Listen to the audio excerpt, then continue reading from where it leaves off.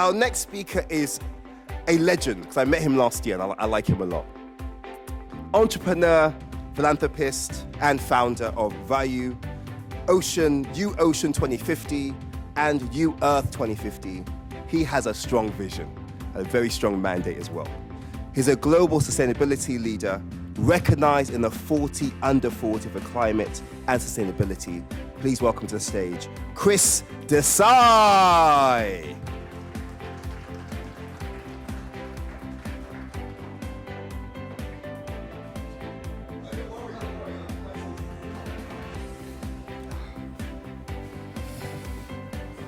Good morning, everyone. How's everyone doing?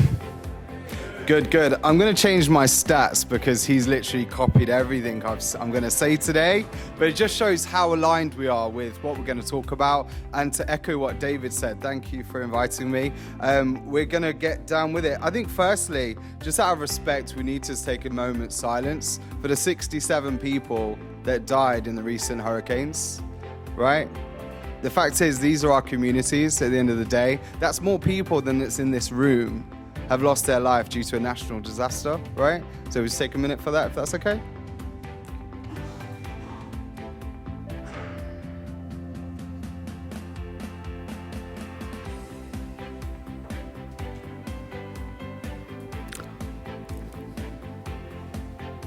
Okay, thank you for that. So, let's not waste time with polite introductions, as I always say. Right now, a lot of what we call the blue economy in Africa is just extraction with better branding. The world is strip mining a living ocean and calling it sustainable development. Sorry, David. They put a nice ESG label on it, commission a glossy report, and then it's back to business as usual. My name's Chris Desai, and I am the Global Director of UOCEAN. We work across 33 countries in Africa, the Caribbean, Europe, Asia, but I'm here today to speak specifically for Africa. Because from where I stand, on rivers, on beaches, in informal settlements across Kenya and Malawi, Africa is a blue superpower being treated like a tenant in its own country. We're treating one of the continent's greatest strategic assets, its ocean, 30,000 kilometers of coastline, as if it was disposable. The numbers nobody in power should be allowed to ignore. Let's be clear on the scale of how big of an opportunity this is. Globally, if the ocean's economy were a country, it would actually sit G7 of the GDP tables. The blue economy, 8 trillion, the ocean generates around 2 trillion GDP per annum in goods and services. That's roughly 3% of global GDP, just from our oceans. Key ocean assets include, but not limited to, fish stocks, coastal retreats, shipping lanes, reefs, import-export, have all been valued around 19 trillion Great British pounds a year. From a balance sheet point of view, the ocean is a top-tier global asset. And Africa, the African blue economy is already estimated to be around 237 billion Great British pounds, supporting around 49 million jobs currently across Africa. Some analysis suggests that if we fully leverage that, it could be around 57 million jobs by 2030. That's an increase of 8 million new jobs if we actually harness the blue economy properly. Now look at the geography. Africa is the second largest continent on Earth. It has an estimated 30,000 kilometers. When you include the islands, you've got 40,000 kilometers of coastline. That coastline actually touches the Atlantic, the Indian, the Southern Oceans, the Mediterranean, the Red Sea as well.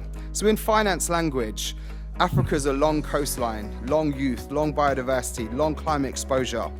If this coastline was a stock, currently it would be massively underpriced and dangerously mismanaged. And while we sit in policy forums and summits like this, the ocean around Africa is being pillaged and polluted every single day. The world's currently producing 460 million tons of plastic each year. Just take the scale of that for a moment, 460 million tons. And every year it's still rising. And guess where it's sent a lot of the time? Any guesses? There we go. Emerging markets that don't have the facilities to deal with this waste. It's a dumping ground in basic terms. Every single year, 19 to 23 million tons of that plastic leak into our oceans and rivers. And guess where that ends up as well? This right now, on the continent. So the blunt question for everyone in the room is, when you say blue economy, harnessing the growth, in your work, which one are you really advancing? Extractive or regenerative? The extractive one or the regenerative one in your vision statements, is it in your portfolio, your policies, or your investments? Are you even asking the question? Let me step out of theory and share what this looks like for us at UOCEAN. I'm sure it's been going through a few pictures. I'm not sure if it has. No? There you go. In Kenya, our team use Blue Ocean academies in informal settlements and coastal schools. We don't show up with a PowerPoint like today and hashtag, run a few token beach cleanups and vanish. We teach young people how their rivers and drains connect to the ocean and how they can mitigate climate change and make money. We take them out to collect plastics, bottles from beaches, streets and waterways. We densely pack bottles into building blocks to create real infrastructure. Building a classroom and a kitchen helps further education and attendance by up to 60% in some of our cases. We plant mangroves across the coastlines, employing local people, using indigenous knowledge and leveraging the carbon capture to invest back into the communities that are doing it. So what's really going on? Young people are learning science, systems, cause and effect. Communities get physical assets they can touch. Plastics diverted from becoming ocean plastics and destroying the coastlines. Communities shift from we are victims of pollution to we are engineers of solutions. That's not an awareness campaign. This is micro-circular economy, a tiny regenerative blue economy node.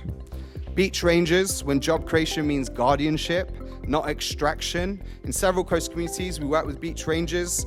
Their jobs to run regular cleanups, reforest sites with marine life, track mangroves, what kind of waste appears, sort, separate, and link. So actually, policies and government can see upstream what's happening in real time. They're creating a live data feed for the health of our oceans. For them, the blue economy is no longer maybe I get a fishing job, maybe I don't. It becomes my job is to protect and restore this coast. My dignity and my income are tied to its health. Now scale this across Africa's 30,000 kilometers. We're not talking about a few scattered projects. We're talking about a continent-wide regenerative employment strategy. 3 uncomfortable truths for Africa-focused diaspora. And let me turn the screw a bit. You're here because you care about Africa and the Caribbean. Your work in policy, finance, NGOs, research, media, business. So we're here to hear 3 uncomfortable truths, and I think we need to face.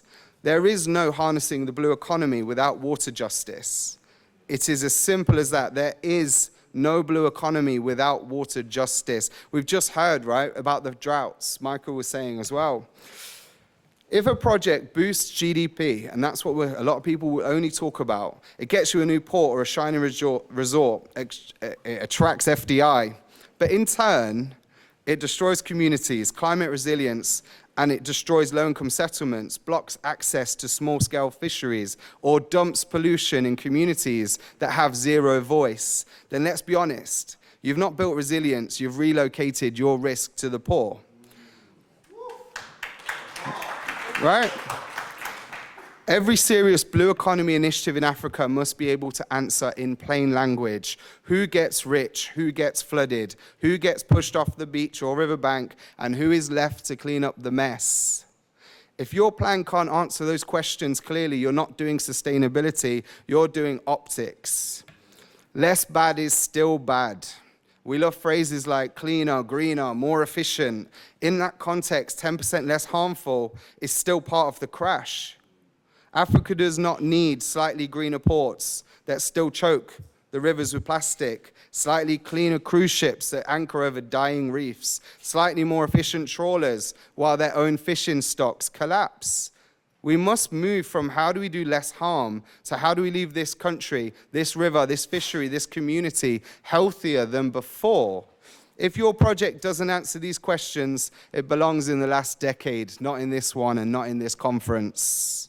Let's name it. If a blue economy project is conceived in Europe, structured in a law firm in London, financed in New York or the Middle East, then implemented in an African impoverished community where locals are merely security guards and dancers at the opening ceremony, this is not a partnership. This is ESG-flavored colonialism.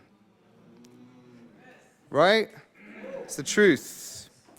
If a coastal or ravine communities are not at the table from day one, shaping the design, holding governance power, sharing in the upside, then your risk isn't just ethical, it's structural.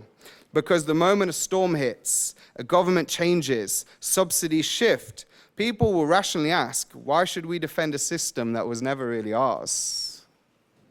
So what I'm going to say to you today is make sure that every conversation we have here is actually genuine. We're thinking through the entire strategy. We're thinking through how we're going to make this more sustainable for the planet and for people. Because if the ocean is already one of the biggest economies on Earth, then treating it as expendable isn't just immoral, it's a bad strategy. Thank you very much.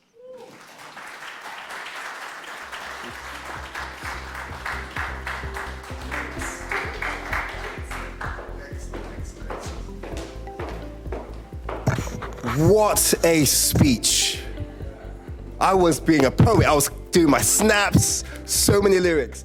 And I think part of our job is to make sure that we are converting our networks, our colleagues. There's two great documentaries I encourage people to watch. One is called The Grab, and the other one's called Buy Now. Buy Now, I think it's on Netflix.